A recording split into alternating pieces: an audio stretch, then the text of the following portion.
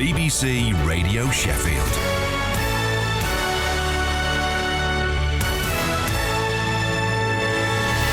Right, here we go.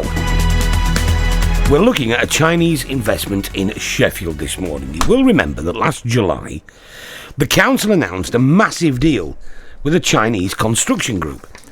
It was huge. It was going to be £1 billion over 60 years. Well, over a year on, we've not really seen any more details. But an article in the Asia Times has described the deal as being on ice. The Sheffield Star this morning quotes John Mothersole saying it's full steam ahead. Well, where are we on this one? The local Lib Democrats say that they want some answers. Now, Councillor Martin Smith is the Shadow Cabinet Member for Business and Investment. He joins us now. Martin, good morning. Morning, Toby. How are you? I'm well, thanks. So, tell us what the Lib Dem's concerns are over this deal. Well, it's as you described earlier on. It's really, really complex. We don't know what's going on. And crucially, two things. It appears that the council has failed to do its homework on this, what the techies call due diligence. And we've also been denied access to the documents. We asked to see the contracts, the major partnership deals, whatever it is, but we were told no, we couldn't see those documents, not even on a confidential basis. So given that and some of the very serious allegations that have been made in the press, we're really worried. Well, what are the allegations? What are the allegations that you find worrisome? Okay, well, as you said at the beginning, it's a complicated issue. The newspaper article makes some allegations about the potential investor and their business dealings, and I don't want to repeat those. But what the article alleges is that the city council didn't do its own due diligence, its own background checks on a couple of major investment deals that total about £1.2 billion. Those deals, as you said, have been made over the last couple of years. We don't know what's going on.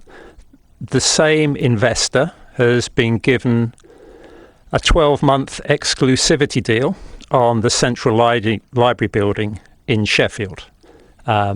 This newspaper article comes out, and coincidentally, the scrutiny meeting that was due to take place this week to discuss the Chinese investment program in Sheffield has been cancelled. So we'd really like to know what the heck is going on, and can we see the source documentation?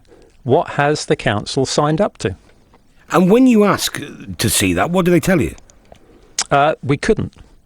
Who told you that? Was that the Labour group, or was that the council officers? That was the Labour group, and from memory we went along to see the monitoring officer who confirmed it was their decision. So we offered to do it on a confidential basis. So opposition councillors get briefings on a regular basis. Sometimes parts of those are made confidential, particularly if there's any commercially sensitive information in there. And we keep those confidences. On this occasion, we even offered to go into a room with the document on the table, leave our mobile phones at the door so we couldn't take photos of it, we wouldn't take notes, we wouldn't take a copy. But we were told no, that wasn't possible. Okay. Which is highly unusual. That is unusual. In your experience, that's unusual.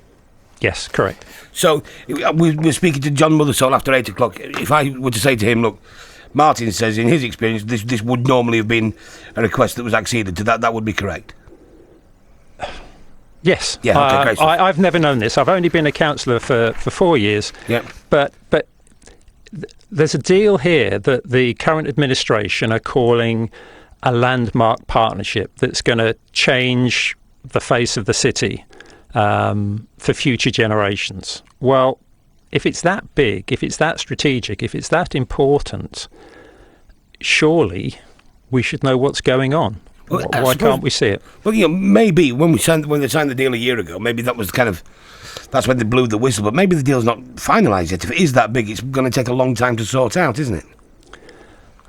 Well, when it was signed, the only things that we do know have come out in council press releases. So the press releases that came out middle of last year said this was a landmark partnership and it was going to see £220 million invested in Sheffield over the next 3 years. Yeah. 18 months later, nothing's happened. So, I really, really hope that the allegations made in this newspaper article are wrong. I really do, because if they're right, or even if some of them are right, Sheffield is going to look pretty silly. And there are lots of people wanting to invest in Sheffield, and we welcome inward investment. But allegations like this just don't paint Sheffield in a good light. And, the allegations have got to be answered, and really, really quickly, because it's going to be putting other potential investment deals with other companies at risk, and that's not good for the city. Now, you've put out a press release here that said that you spoke to Mazza Iqbal, who's the Cabinet Member for Business and Investment, who said that this is still an important scheme, but then he said that he'd not met with anybody from the company this year. Correct. That was a written question that we submitted in September, and he confirmed that he hadn't met with them at all this year. So, that doesn't suggest it's a landmark partnership, does it? Well, we shall certainly put these questions to John Mothersole. Thank you very much indeed, Councillor Martin Smith. We shall put these questions to John Mothersole after 8 o'clock this morning. 18 months on, we've really not seen any more details. An article online says that the deal is on ice. The Sheffield Star this morning, and indeed we're going to speak to John Mothersole very shortly, says that it's full steam ahead. The local Lib Dems say they want answers. Let's see if we can get them. John Mothersole is the Chief Executive of Sheffield City Council. He joins us now. John, good morning. Good morning, Toby. It does get complicated, this. Who was this deal signed with? Okay, yeah, it can sound complicated. Actually, it's really very, very simple. We've always focused on the particular investor, and the original deal was signed with a listed company on the Shanghai Stock Exchange called Sichuan Guangdong Construction Group. The investor very openly advised us that he wanted to, in effect, liquidate his shares, to take his cash out of that company and put it into the parent company, which he wholly owns. And this is where the confusion comes in.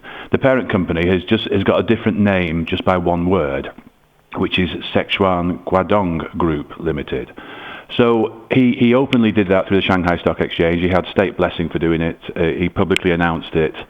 The confusion comes that the company on the stock exchange where he took the money out of obviously gave public notice that that company was pulling out of the arrangement with Sheffield City Council. That's simply because the arrangement was transferring upstairs to the parent company, and that's exactly what's happened. So the relationship with the investor is unchanged. The name of the company has changed with our blessing, and he was very open about it. And he's taken his cash out of the listed company and put it into his parent company. So basically, I think as a major gesture of intent, he's gone into cash rather than shares, which, as we know, can go up and go down. So the original article that set this running was in the Asia Times, and maybe didn't understand that point or failed to explain that point, but has created confusion. So our relationship with the investor is unchanged, and by and large our relationship with the company is unchanged. He's just put it in the hands of the parent company, not the subsidiary. Now, of course, there are legal questions here. When you went into the deal and you did all the kind of due diligence through the solicitors, was that with the original company or with the parent company? Well, it was really about him as an investor and his dealings and his standing, and obviously it looked at his companies. And we need to understand we're at a memorandum of understanding here. We know that no major contracts have been signed. The council has signed nothing away, and we made that very clear to the public of Sheffield when we first did the deal, and we've reiterated it publicly many times since. So the due diligence was done primarily on the standing of the investor, and it's high-level due diligence. As and when this relationship progresses and we start getting into transactions, legal contracting transactions, there'll be more due diligence as we go along, as things become much more detailed and much more committed. And you mentioned that, John. It's 18 months ago we were talking about 200 odd million going to be invested in the first 3 years. We've not seen anything yet, have we? Well, you haven't seen pounds on the ground. No, you haven't. So does that mean there's going to be 200 million in the next 18 months? I'm not. I've been around development deals long enough to know that the time to be confident a deal is going to be done is when it's done, and that's as true about UK development investors as foreign development investors. He has reserved the funds to that level to invest in Sheffield. We need to bear in mind that this is he's a major investor. It's the first time he's done serious. John, he's a major investor who so far has invested nothing. Well, no, he is a major investor. His choice is that he wants to invest in Sheffield. It doesn't change the fact he's a major investor. But he hasn't done yet. He hasn't done yet. No. This is the first time he's done serious investment outside of the Chinese mainland. Therefore, he's having to develop his understanding of, in this case, UK-based markets and investments, and we're developing our understanding of working with a major potential Chinese investor. These things take time. Bizarrely, in the world of development, 18 months is not that long. But we're still in a relationship with him. Things are progressing. We have a proposal with him as we speak about how he could structure his investment into Sheffield. He has that with his lawyers. So this is a very live relationship, and it's a major one. And actually, it's probably one of the most innovative relationships in the UK in terms of pulling Chinese investment in. Apart from nothing's happening, John. I mean, 18 months ago, we said in 3 years there'll be £200 million spent. Lib Dem all came on here and said it now. And then we've promised to give him a year to look at the library, and we all got excited about it. Bear in mind, we used to get excited about Sevenstone. In 18 months, nothing's happened that we've seen. And indeed, the Lib Dems have asked to see the deal. The elected representatives of Sheffielders have asked to see the deal and been told that they can't. Okay, there's a difference between nothing visible happening and nothing happening. A lot is happening with the investor to develop the proposals for him to be able to invest in Sheffield. The fact that that's not visible doesn't mean it's not happening, and he's not going to want to live every conversation he has with us in the public domain. That would be true of any investor. It'll be true of this particular investor. In terms of the deal and councillors, or obviously the leading councillors who've been party to the deal have seen the memorandum of understanding. Well, we've got a fairly standard position as a council that if investors sign deals with us, those that need to see the actual deal will see them. Those that need to know the broader content of it will have it explained to them, and I think we fulfil that. It's a matter of basically people having confidence that they're not going to see everything they sign with us automatically published when it doesn't need to be. So. Councillor Martin Smith, he's been to you. He's asked to see the deal. He said that he would do it completely confidentially, and been told no. Now, he has people up in Dore and Totley who voted for him. They're just as important as the people who voted for Julie Dore. Indeed. Why is he not allowed? This isn't council money. This is the taxpayers of Dore and Totley's money. Why isn't he allowed to see the deal? Okay, well, it's actually the investors' money, but I see Martin. It's Dore and Totley's money that sent everybody over to China on a jolly that so far hasn't produced a bean. Yeah, it's easy to call a foreign trip a jolly. I don't think it I never did before because I was told that because we thought something was happening, but so far, 18 months on, John, nothing's been seen. And when the elected representatives ask what's going off, they're told to get out. They're told they can't see it. And I've met with Martin. I meet with leading Liberal Dems frequently. I always make myself available to all the parties in the council, and I have answered questions on it. I'm happy to continue to answer questions about what's in the agreement.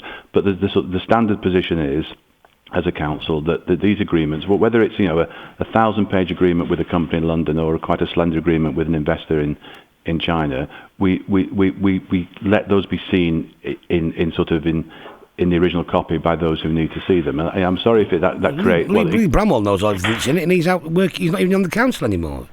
Yes, but but councillors can't see it. No, Lee isn't a councillor anymore. But we're not going to say to a cabinet member who's signing a deal, you can't see it because you might end up not being a councillor one day. I don't think that's what the Lib Dems are asking for, is it? They're just saying, we said in confidential. It's the first time Martin Smith encountered this. He said in confidence, can we look at this deal, and was told no. Yeah. Never happened to him before.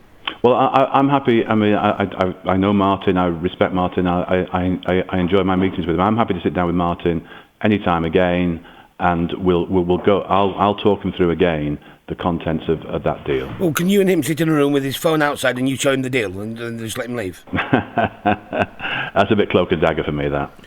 Well, not as cloak and dagger as not letting him see it. I think because of this, there's a great mystery being built up about what's in this memorandum of understanding, and it's a shame that false impression is being given. I think dead easy to clear it up. Just tell us. Well, I have done, to the other councillors. The point I'm making is we're just trying to maintain here a consistent position as a council about the agreements we sign and the extent to which the actual agreements are more widely shared. Once you start making an exception, then the exception can apply on a case-by-case basis, and it becomes very difficult to give that message out to the investment community that we're acting with consistency. That's all it's about. And I deeply regret that it creates this aura that is now being described. John, thank you very much indeed. That's John Mothersole, the Chief Executive of Sheffield City Council.